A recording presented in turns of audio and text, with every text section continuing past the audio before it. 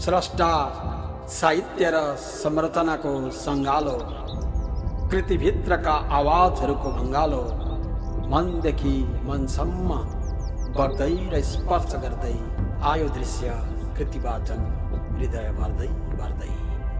आयो दृश्य कृतिवाचन हृदय भर्दै भर्दै।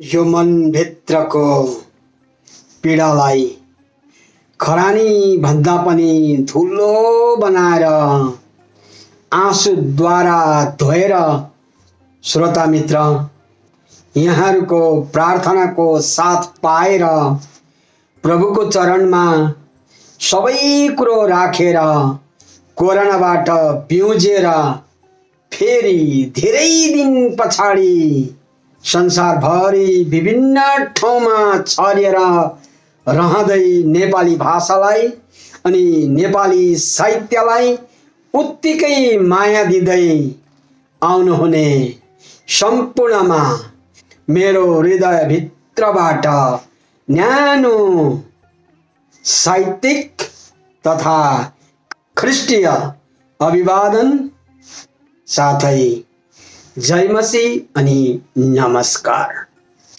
कृतिवाचन कार्यक्रमको 7औं अङ्कमा कृष्ण भण्डारी काइलो च्यानलबाट सञ्चालित कृतिवाचन कार्यक्रमलाई लिएर पुनः तपाईहरूसँग यसरी जोडिन सकेको खुसी प्रकट गर्न चाहन्छु।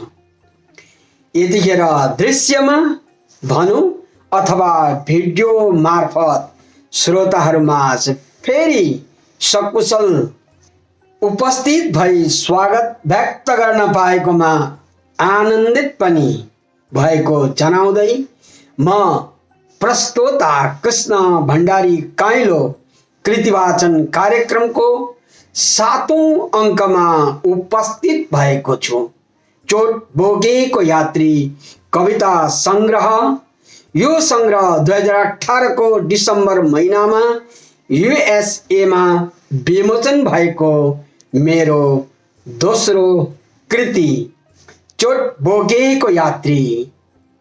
यस कविता संग्रहभित्र जम्मा 122 वटा कविताहरूको सङ्गालो छ र यसपटक आजको बसाइमा भने कविता संख्या 32 बाट प्रारम्भ गरेर संख्या 35 कवितालाई वाचन गरी बिसाउने जमर्को गरेको छु। अब भने कुराकानीलाई छोट्याएर कवितामा छिर्न चाहन्छु। कविता संग्रहभित्रबाट सुरुमा यहाँहरूमाझ म 32औं कवितालाई उठाइरहेको छु। कविताको शीर्षक छ दण्ड दिन चाहनुहुन्न। सियोन जाने बाटो एकदम उदास छ, किनकि त्यहाँ जात्रा गुटबन्दीले प्रवेशद्वारहरू भत्काइएका छन्। आफूलाई मद्दत गर्ने कोही नभएको अवस्था, मन भाँचिएको एक्लोपन। सियोन जाने बाटो एकदम उदास छ, किनकि त्यहाँ जात्रा गुटबन्दीले प्रवेशद्वारहरू भत्काइएका छन्।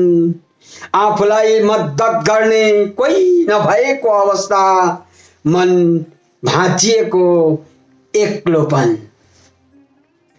उसलाई सान्त्वना दिने कोही नभएको अवस्था, उसलाई सान्त्वना दिने कोही नभएको अवस्था।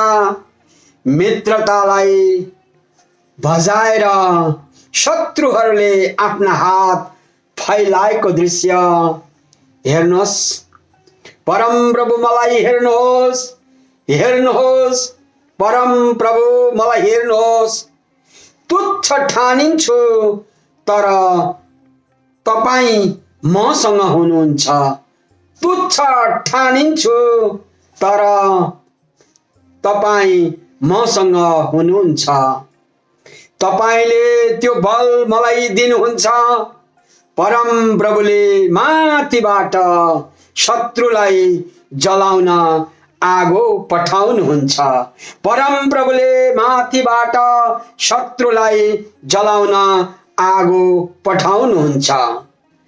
म चाहिँ तपाईको प्रशंसा गर्छु।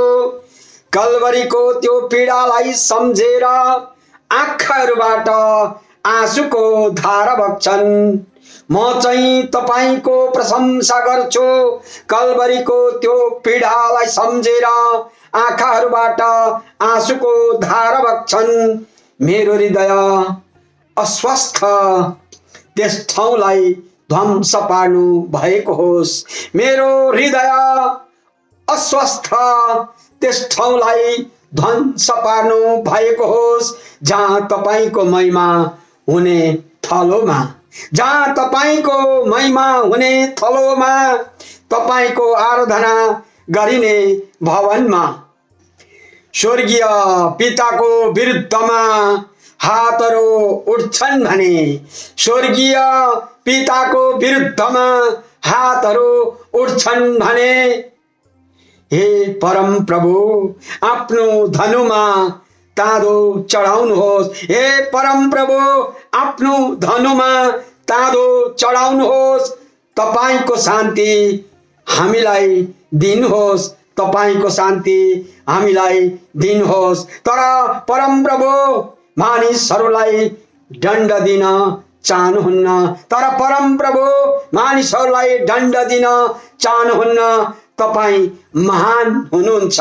तपाई महान हुनुहुन्छ। पिता तपाईलाई धन्यवाद। पिता तपाईलाई धन्यवाद। चोट बोकेको यात्री कविता संग्रह भित्रबाट कृतिवाचन कार्यक्रमद्वारा कविताहरू सुनिरहनु भएको छ। अब भने हामी 33औं कविता दोस्रो कविता सुन्नेछौँ। कविताको शीर्षक छ देशलाई ढाक्दै गर्जने बम हैन। यो शीर्षकमा कवितालाई अगाडि बढाइरहेको छु। ए मानिसको छोरो जुन धरतीमा टेकेर हिँड्छौ परिवारसँग आफ्नो देशमा बसेर। ए मानिसको छोरो जुन धरतीमा टेकेर हिँड्छौ परिवारसँग आफ्नो देशमा बसेर। आफ्नो अनुहार लुकाएर दुःखको अनुभव नगर। आफ्नो अनुहार लुकाएर दुःखको अनुभव नगर। आफैले बनाएको सर्वनाशको थुप्रो, आफैले बनाएको सर्वनाशको थुप्रो जताततै असंख्य हाडहरू, जताततै असंख्य हाडहरू। ती सुकेका हाडहरूमा आँखा गाडेर, ती सुकेका हाडहरूमा आँखा गाडेर आँसु किन लुकाउँछौ? आँसु किन लुकाउँछौ? मासु र छालाले छोपिएको हृदयको झ्यालबाट हेर त। मासु र छालाले छोपिएको हृदयको झ्यालबाट हेर त। ती असंख्य हाडहरूमा तिमी आफै छटपटिरहेका छौ। ती असंख्य हाडहरूमा तिमी आफै छटपटिरहेका छौ। क्रिस्चियनहरूको परम प्रभु तिम्रा पनि मालिक मेरा पनि मालिक। क्रिस्चियनहरूको परम प्रभु तिम्रा पनि मालिक मेरा पनि मालिक। देशलाई ढाक्दै गर्जने बम होइन, देशलाई ढाक्दै गर्जने बम होइन। मैमेश्वर राष्ट्रिय धुन, मैमेश्वर राष्ट्रिय धुन। नरसिंहको स्वरमा तुरहीको आवाजमा, नरसिंहको स्वरमा तुरहीको आवाज। देश पुनः निर्माणको शान्तिको घोष, देश पुनः निर्माणको शान्तिको घोष, देश पुनः निर्माणको शान्तिको घोष। भूमि शुद्ध गर्नका निम्ति पवित्र वचन, भूमि शुद्ध गर्नको निम्ति पवित्र वचन। मानसिकता फराकिलो उद्घोषहरू, मानसिकता फराकिलो उद्घोषहरू। म तिमी हामीबाट हुनुपर्छ, म तिमी हामीबाट हुनुपर्छ। मन्दिरको पर्खालको सुरक्षा गर, मस्जिद गिर्जाघर सुरक्षा गर, मस्जिद गिर्जाघरको पनि सुरक्षा गर। त्यहाँ तिम्रो आस्था जन्मिनेछ, त्यहाँ तिम्रो आस्था जन्मिनेछ। मर्दै उठेको बेला बाँच्नेछौ, मर्दै उठेको बेला बाँच्नेछौ। त्यो तिम्रो बुढेसकालको लट्ठी हो, त्यो तिम्रो बुढेसकालको लट्ठी हो। यो निश्चित छ तिमीले समाउने छौ, यो निश्चित छ तिमीले समाउने छौ। तिमी त्यही लट्ठी टेकेर बाँच्ने छौ, तिमी त्यही लट्ठी टेकेर बाँच्ने छौ। त्यो लट्ठी येशूसँग छ, त्यो लट्ठी येशूसँग छ। त्यो तिमीले टेक्नु छ, त्यो तिमीले टेक्नु छ। यतिखेर तपाईहरु चोट भोगेको यात्री कविता संग्रहभित्रबाट कृति वाचनबाट यो कार्यक्रमलाई सुनिरहनु भएको छ। अब हामी 34औं कविता उठाइरहेका छौं, सुनिरहेका छौं। 34औं कवितालाई सुन्ने छौं। 34औं कविताको शीर्षक छ एउटा मानिस पशुभन्दा उत्तम छ। सबै नदीहरू एकैतिर बगि नै रहन्छन्, सबै नदीहरू एकैतिर बगि नै रहन्छन्। शब्दले पुरा वर्णन गर्न सक्दिन म, शब्दले पुरा वर्णन गर्न सक्दिन म। मानिसहरू बोलि नै रहन्छन्, थुमथुम्याउन म नसक्दो रहेछु, थुमथुम्याउन म नसक्दो रहेछु। कानमा बारम्बार परिरहन्छन् मेरो प्रभु र मलाई विरोधमा बोलेका शब्दहरू। कानमा बारम्बार परिरहन्छन् मेरो प्रभु र मलाई विरोधमा बोलेका शब्दहरू। आफ्नो विचार व्यक्त गर्दा, आफ्नो विचार व्यक्त गर्दा विवेक र ज्ञान नभएका जस्ता, आफ्नो विचार व्यक्त गर्दा विवेक र ज्ञान नभएका जस्ता। मूर्खतापूर्ण विचारको चिन्तन नगरी, मूर्खतापूर्ण विचारको चिन्तन नगरी सूर्य उदाउँछ र अस्ताउँछ। यिनीहरू समयको बर्बादी सँगै, यिनीहरू समयको बर्बादी सँगै आत्मालाई दुखी तुल्याउँदै चिच्याइरहन्छन्, चिच्याइरहन्छन्। मैले पनि मूर्खतापूर्ण आचरण देखाएँ, मैले पनि मूर्खतापूर्ण आचरण देखाएँ। आफैले विचार गरेँ, उनीहरूसँग रंग मिलाएँ। उनीहरू जस्तै लाचार हुँदै ज्ञानकै र सत्यताको बाटो देखाइरहे। पागलपन र मूर्खता गर्दै, पागलपन र मूर्खता गर्दै घिउ निकाल्न मदानी झैं भए, घिउ निकाल्न मदानी झैं भए।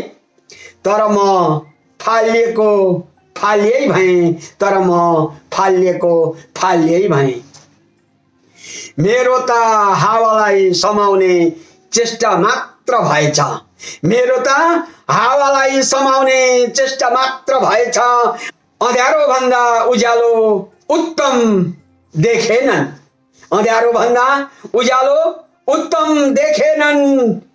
तिनीहरू आफ्नो ज्ञान र चतुर्याइबाट काम खान्छन्, तिनीहरू आफ्नो ज्ञान र चतुर्याइबाट काम खान्छन्।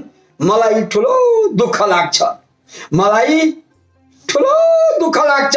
परमेश्वरलाई कुनै हिस्सा बनाउँदैनन्, परमेश्वरलाई कुनै हिस्सा बनाउँदैनन्। सब परमेश्वरबाटै प्राप्त हुन्छन्, परमेश्वरबाट आएको आत्मा, परमेश्वरबाट आएको आत्मा आखिरमा परमेश्वर कहाँ जान्छ। यसको ज्ञान नभएर खराब मात्र पाइन्छ। थुपार्ने र त्यसलाई बोक्ने काम मात्र भएको छ, थुपार्ने र त्यसलाई बोक्ने काम मात्र भएको छ।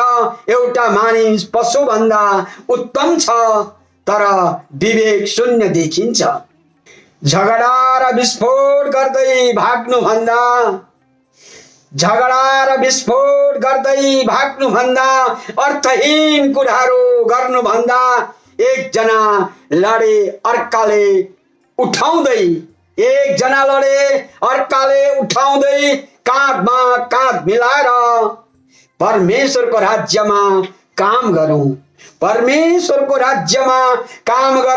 एक्लो मानिसलाई शत्रुले हराउन सक्छ।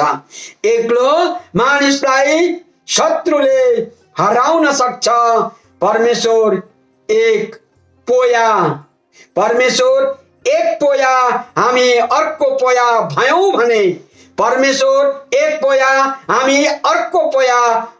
भने एउटा यस्तो डोरी बन्छ जहाँ चुडाउन कठिन पर्छ।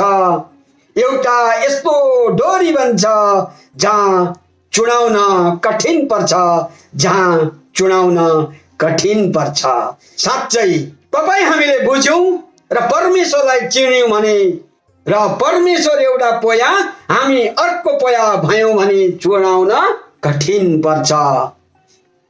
कृष्ण भण्डारी काइलो च्यानलबाट चोट बोकेको यात्री कविता संग्रहभित्रबाट हामी कविताहरू सुनिरहेका छौं। अब पनि आजको बसाइमा अन्तिम कवितालाई उठाइरहेको छु। कविताको शीर्षक छ मौनताको प्रेम र संख्या रहेको छ 35। कवितालाई अगाडि बढाउँछु। कविता यस प्रकार छ। काँडाहरू माझमा फुलेकी लिली फुल्दै ठाने,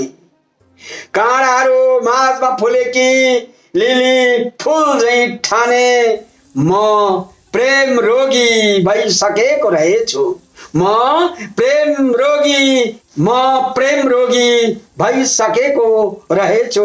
त्यस घडी बादल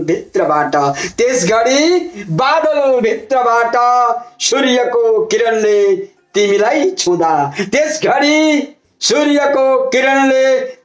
छुँदा आहा कति सुन्दरी देखेकी थियौ। म भन्न कहाँ सक्थे र तिमीलाई हे सुन्दरी हे प्यारी उठ कतै टाढा जाउँ। हे सुन्दरी मेरी प्यारी उठ कतै टाढा जाउँ। म आफूले माया गरेकी तिमीलाई त्यहाँ भित्र एउटा सुरिलो भाका खोज्न थाले।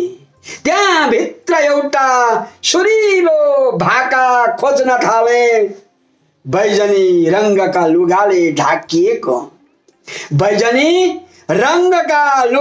ढाकिएको लसक्क ओठ हल्लिदाको मुस्कानमा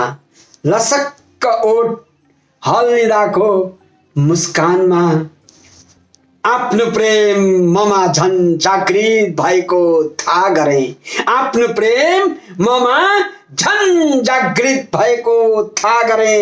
तर मौनताको प्रेम मरुभूमिबाट पलाएको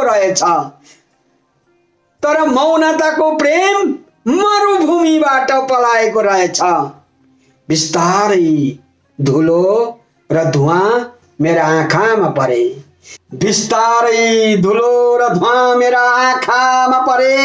आँखामा आँसु आए तापनि कसङ्गर झर्न सकेन।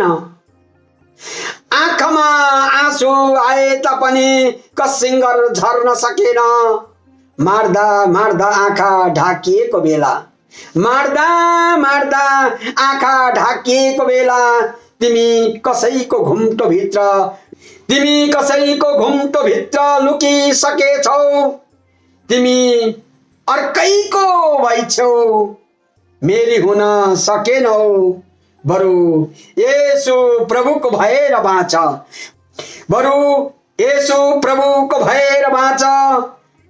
अत्यन्तै खुसी भएर